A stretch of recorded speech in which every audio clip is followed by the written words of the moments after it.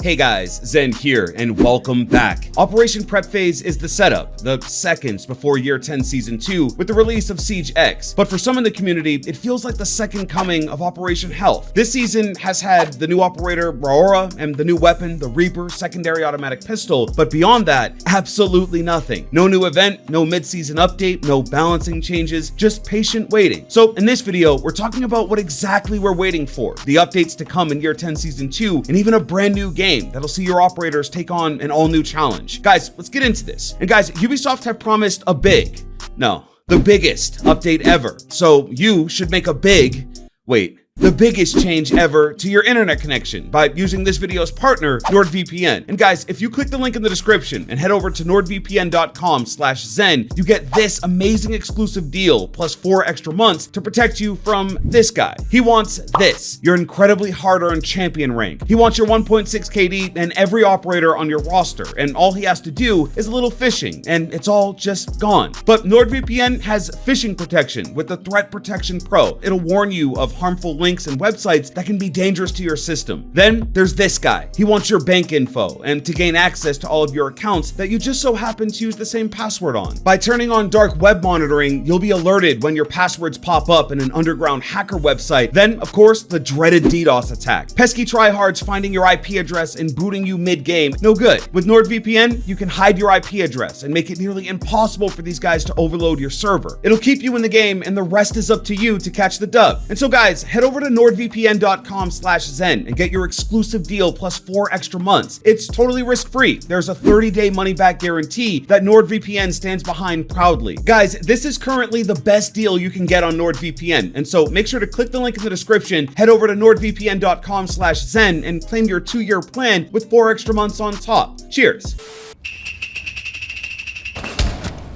So first up, this operator and this operator were both initially recruited to the roster to fight against this all-new enemy. And this whole thing took place during an event called Outbreak at the start of Year 3. It was the first time Rainbow Six Siege had ever featured an entirely PvE event, and even to this day, some say this was the best event all time in all 10 years of this game. It was so successful that it spawned this, Rainbow Six Extraction. This time, a full-on separate release that allowed you to play some of your favorite operators in an extraction PvE setting. However, it didn't have the same fate and wasn't nearly as successful, and so unfortunately, support ended for this title. But Ubisoft is not done cranking out new spin-offs of its most successful shooter ever. A leak has come out that Ubisoft is currently in development on a tactical RPG set in the Rainbow Six Siege universe, and of all the genres that you could take this game, if done right, I don't think any other genre fits more effortlessly. So what are we talking about here? Take a look. This is Gears Tactics, a spin-off of the famous Gears of War franchise, and essentially you control your squad to complete objectives, take out the enemy, and even progress the narrative. Now, I played this one, and somehow they managed to recreate that tried and true Gears of War gameplay and feel with the cover system, that lockdown and weighty movement, and even the Lancers with chainsaws. It was all here in this tactical RPG setting, and it works really well. Combining this format with the siege mechanics, the destruction, the unique operator gadgets, the intricate maps. I mean,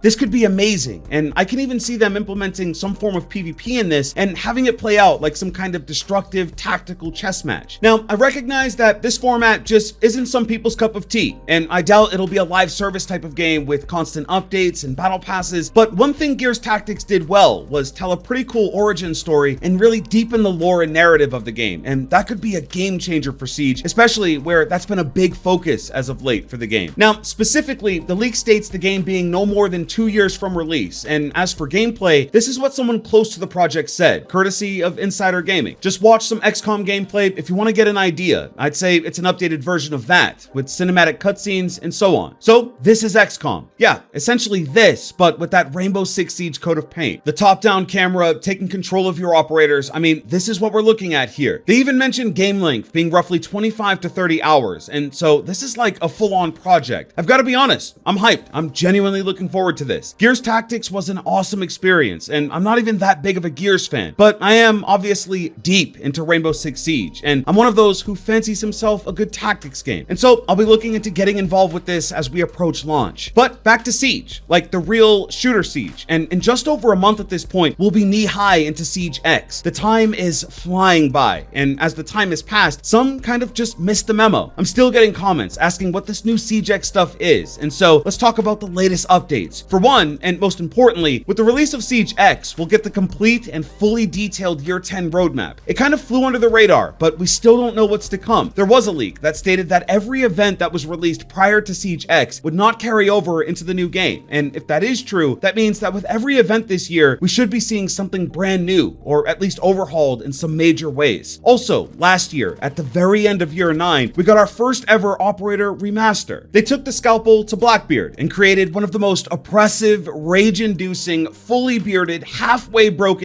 Well then, they redid Blackbeard and completely changed what he does, and we have also seen teases of one of the next Operator remasters, this time to Clash. Now, if you surveyed the community and asked who is the most frustrating operator to play against, I think a vast majority would agree on Clash. Well, there is still Blackbeard, but we can actually do that here. Who is the most frustrating operator to play against? Let us know. But Clash is on that list, and it would seem Ubisoft is taking this operator and changing things dramatically. Take a look. This is a teaser image of Clash. It's been floating around for a while, but there has been some additional information for what changes have been made and how the gadget will react in Siege X. So as it stands today, Clash's shield, when fully deployed, covers her entire body, and in that state, she's able to tase the enemy, slowing them down and causing damage. And she gets a full sight picture because Clash's shield is fully transparent, and so in comparison to every other shield operator, Clash has the cleanest view. And that's where this image shows us the first change. Almost the entire bottom half of the shield is now armored and not transparent. And so if it does collapse into a smaller, more maneuverable form factor, you won't see through the entire body anymore. The other thing is that there are less rails for this thing to fold up, and it would seem that this shield is much heavier and sturdier than what she's currently working with. And so altogether, I think Clash will now be able to set this thing down and deploy the shield. Only then can she actually tase the enemy. When she does pick it up, she can no longer carry it on her back with a weapon out. Instead, she can use it like any other shield operator. But when she does place it down, she isn't tied to it. She can then move freely and do other things, and when the time is right, get back anchored to the shield and hold down a choke point. And a leak all but confirms this. It's been said she may even be able to remote use the taser, and that would make sense given there is some new tech fixated to the front of the shield, and so it could potentially be a camera to keep a watchful eye and slow enemies down away from the shield itself. This would be a really exciting update to Clash. Now, although I think Clash's original concept is one of the most intricate and innovative designs we've ever seen, it is time for change, and really freeing up this operator from the shield and still hitting on that intel element she's always had with the remote activation is very smartly done. Now, guys, of course, nothing here is final, and so take it with a grain of salt, but we know that a major update to Clash is coming here in Year 10, so we'll keep a close lookout. But again, the Year 10 roadmap will be revealed alongside Season 2, and when it does, we'll also hear more about Dualfront and its plans for the year, because if you didn't know, new story elements will play out here, with the first being to go and rescue Dokkaebi because she's been taken by the Carries Legion. And something that a lot of people just didn't catch on to was that this new mode for Siege, and the one that will be accessible to all players for free, given that Siege X is going free to play, but Dualfront will not feature a one-shot headshot mechanic, and this is actually now the second time this change has taken place. So with Dualfront, the big play behind it is to get new players involved. Respawns are turned on, and the map has been opened up to get you more familiar with the mechanics and operators of Rainbow Six Siege. It's, I guess, a cleaner way to get a new player into the game and shooting. But one thing Rainbow Six Siege is famous for is its absolutely brutal one-shot headshot mechanic. From any distance, through any soft surface, if just one bullet meets your head, it's lights out, and it's incredibly punishing. And so for Dualfront, they've opted to remove it. Now, it's up to you whether you agree with the change or not, and if new players should experience it, but this is now the second time they've done this, because also in Rainbow Six Mobile, the mobile version of Siege, there's also no one-shot headshot mechanic. And so what does it all mean? Well, if you are trying to come into the game, then that super punishing barrier to entry is gone. I'm sure many players have converted over to Siege from R6 Mobile, and many will also from Dualfront. But it also means that when you do fully transition into the core Siege experience, you will have to relearn what it means to peek, or how to pre-fire properly, and the importance of aiming head level. For me, it makes sense to ease newer players into the experience, but the one-shot headshot mechanic has been a highly controversial issue in the community, and it could mean that down the road, this does make its way into quick match, and even deeper down the rabbit hole if it's something the community as a whole ends up wanting to do away with. This is something to pay very close attention to. This was a very intentional design choice and will only spark more conversation as those new players make their investment with Siege. It's also interesting that this was first introduced in R6 Mobile and carried over into Siege. But also, did you know that Weapon Inspect was also first done in R6 Mobile and is now coming to Siege X? You can see here, R6 Mobile features Weapon Inspects, and so too will Siege X. Now, the highlights of the game are of course the new graphics, audio improvements, the first 5 Siege X maps, the new destructible ingredients, and Dualfront. And it's all getting underway June 10th of this year. And so again, not much longer at all. Check out my last video if you want each and every detail. But there is one last thing to discuss here, and it's yet another new game from Ubisoft. This time outside of the Rainbow Six universe, presumably. But if leaks are to be believed,